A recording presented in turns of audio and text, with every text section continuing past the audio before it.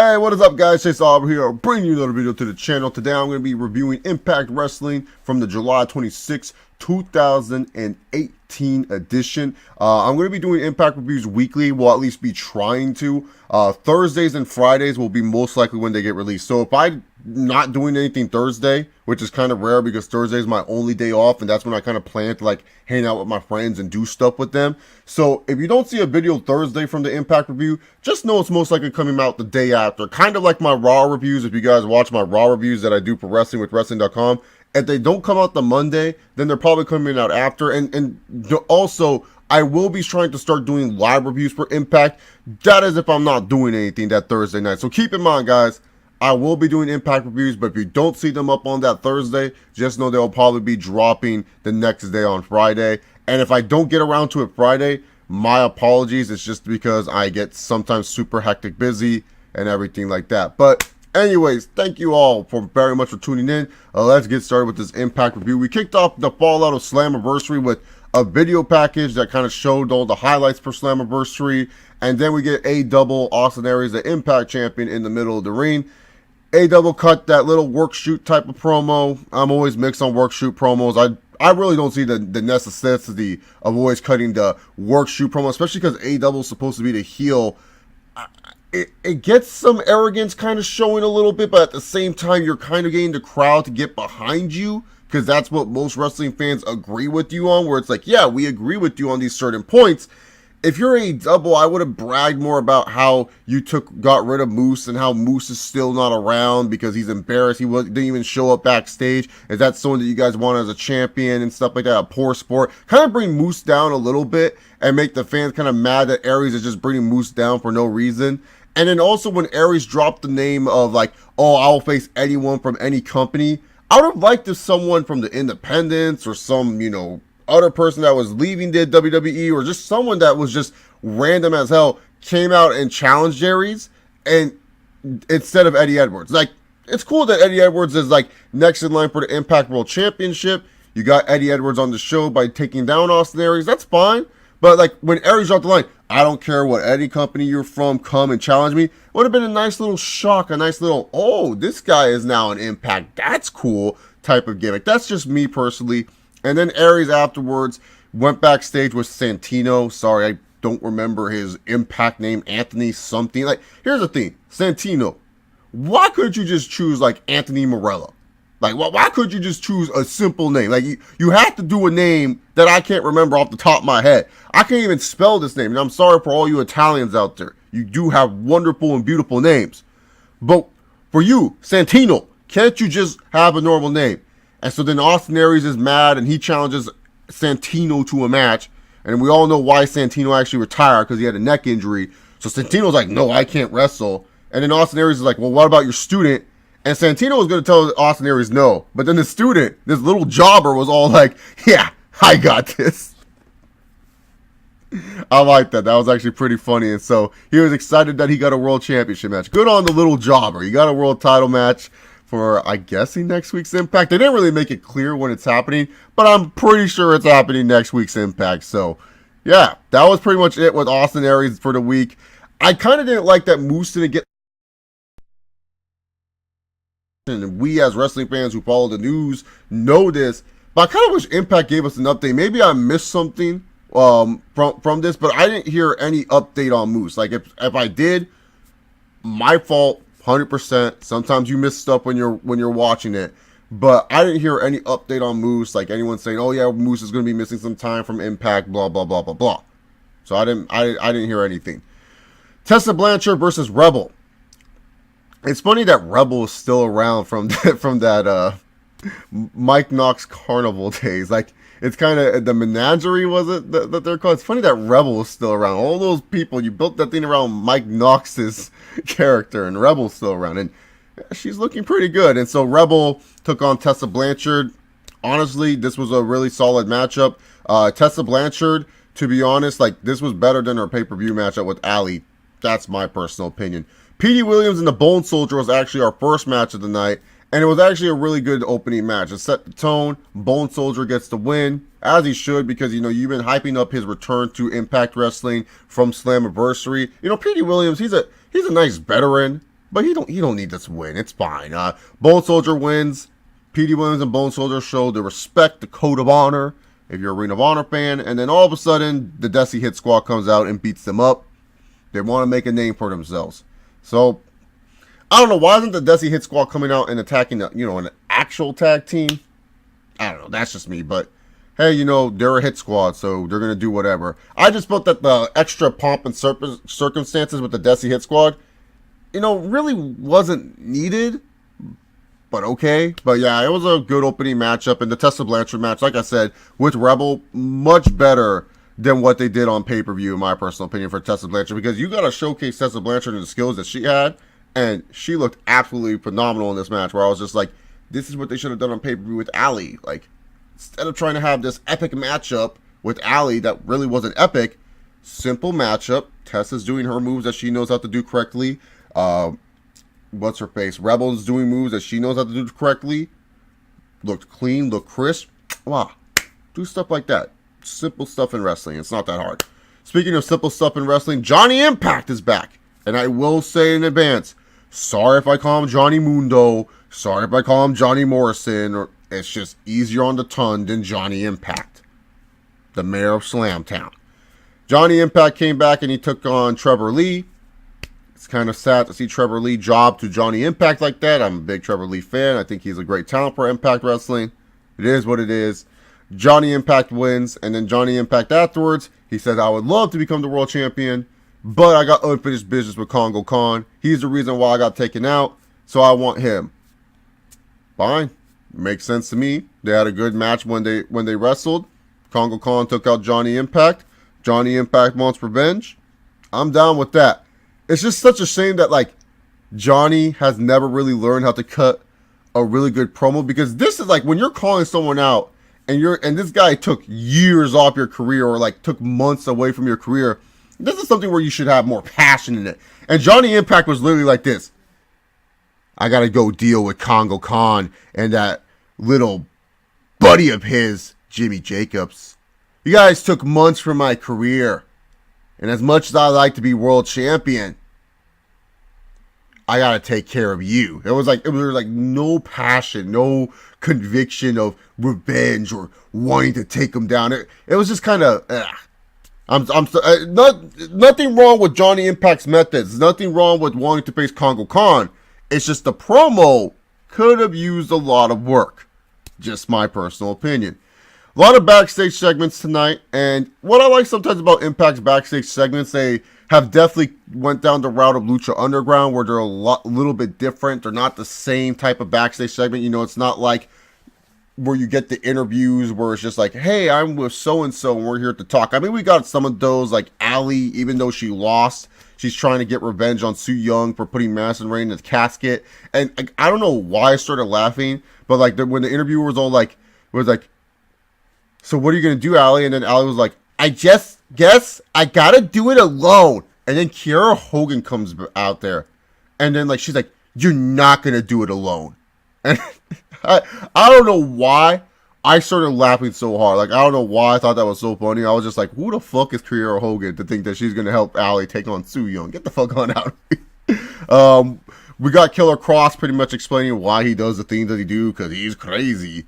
Pentagon Jr. still has zero fear. Cierto miedo. I always mess up his little catchphrase anyways. I'm terrible with Spanish. I don't even know how I got a B in Spanish in my actual classes. Then also, as well, Sami Callihan, embarrassed with his hair, sees a guy with a ponytail in the bathroom and starts shaving his head. Now, I don't know if it was necessary to show the guy's leg with his pee going. First of all, how are you in a urinal and you don't know how to pee properly? That guy did not look like he was drunk. And I don't care if you're afraid or anything like that. Even then, you know how to pee properly. There's no way that your dick is all of a sudden peeing down your leg. That dude was peeing down his leg. I don't think that was necessary, but it was effective because, it showed Sami Callihan, even though, he's a psychopath and everything like that, he's embarrassed. He got embarrassed. He was the one that was just, talking all this stuff that he won Pentagon Jr.'s mask, and he lost something. And so he's embarrassed, and now he's trying to, take out his anger on everything else. So that was fine. But the main segment that I love the most, the backstage segment that I love the most, not the backstage segment, it was a segment nonetheless, the promo I love the most, Smokin' Hot, Scarlett Bordeaux. Thank God we get a character in women wrestling. All this Me Too crap and sexism and feminist shit that we get from wrestling nowadays, and every wrestler is like, I'm a good wrestler. All these female wrestlers trying to be good wrestlers. Here's Scarlett Bordeaux, and she just wants to bring sexy back in wrestling.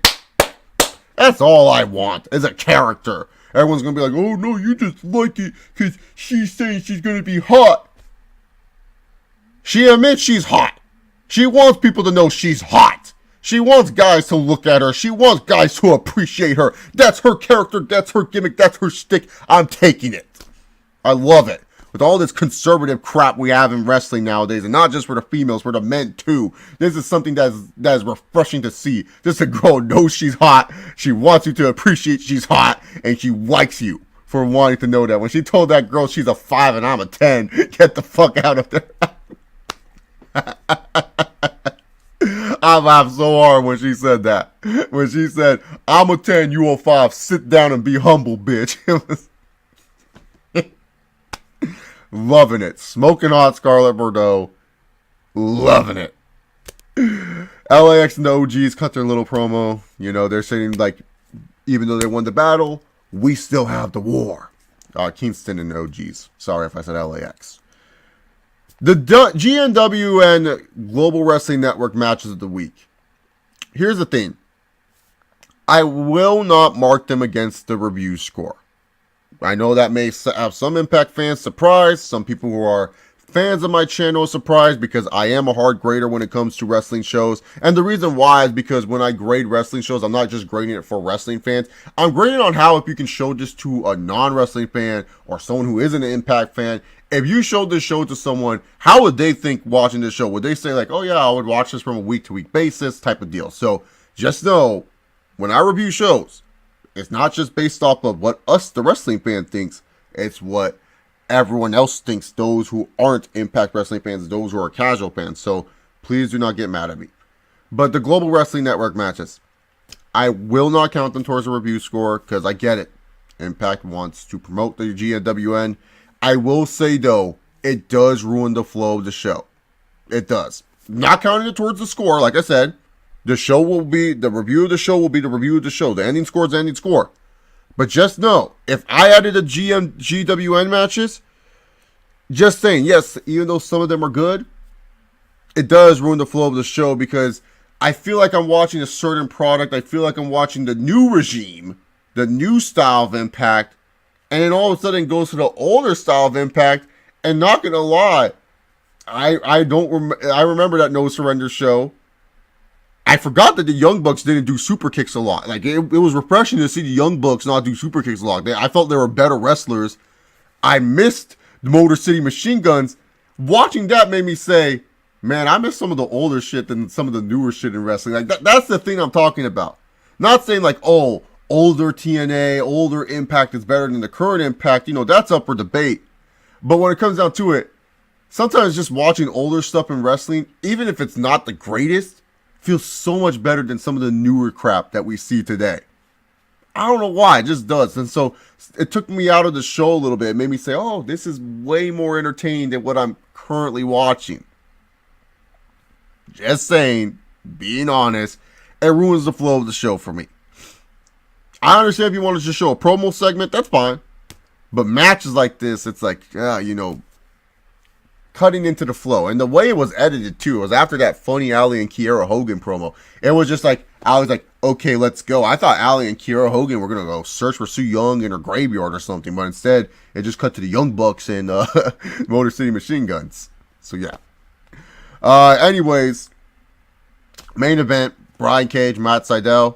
Good main event for the X Division title. My personal thing with this is this. Brian Cage, Weapon X, Terminator-like character. You know, it's weird to see Matt Sydal being competitive with the type of character that Brian Cage is supposed to be. And I know I'm going to get beef on this because everyone's going to be like, Chase, he was a good wrestling match. I see enough good wrestling matches. Like, that's the thing. It's like, if someone was first watching Impact, keep this in mind, Impact fans. Someone was first watching Impact. Minus Matt Seidel's promo saying, I have a third eye and everything like that. What makes you think that Brian Cage should be having a competitive match with Matt Seidel? I will say at least this match, unlike the Slammiversary match, told a story with the legs and everything like that. And it was a good main event. It's just my personal gripe is just that Brian Cage should not be all like, he's Weapon X, he's a Terminator. This guy defeated Lashley twice, got rid of EC3, beat Eli Drake, who, by the way, why was he stuck in a promo with Joe Henry and Grado? Why is Grado still in the company? No, whatever. Grado sucks.